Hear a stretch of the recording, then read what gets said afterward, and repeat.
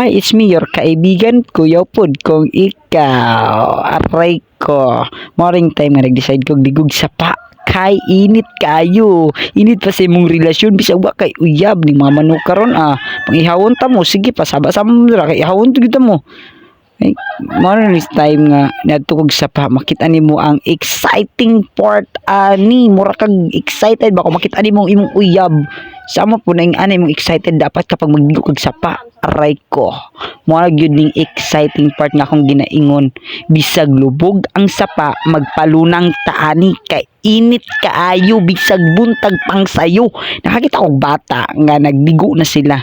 Di mga manukan pang litsunan ta mo ron. Di mo maginom-inom karon pang sige. Kay sabuan ta mo, butangan ta mo kapayas ug tangalad ron. Saba-saba mo mo na ning time nga nangdigo sila. Mura mga badyaw, ito man kayo. Aray ko. Ikaw, hindi pito kayong beauty, lapad kayo, murag imong agtang ba, lapad kayo. Murag isag hektarya. Aray ko. Ang matamaan, magalit. Ang hindi natatamaan, magpatabi. Aray ko. So, magulit na punta ka.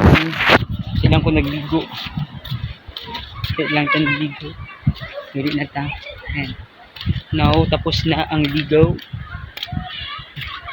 Basig mangitom ta. Kay itom na tadaan. So, and now. Sira. Ay. Bulog. Hapit na naglabas sa pa. Diba? Uy, nagligo dito dapit. And braids sa danso yan. At bangsa mo ang tuwa ka dun. So, nangulit na po ako Ulit na ko. Patumba-tumba akong cellphone. Yung kabalo kung saan ako pagbala. So, murag, di rin lang ko ito. Bye-bye.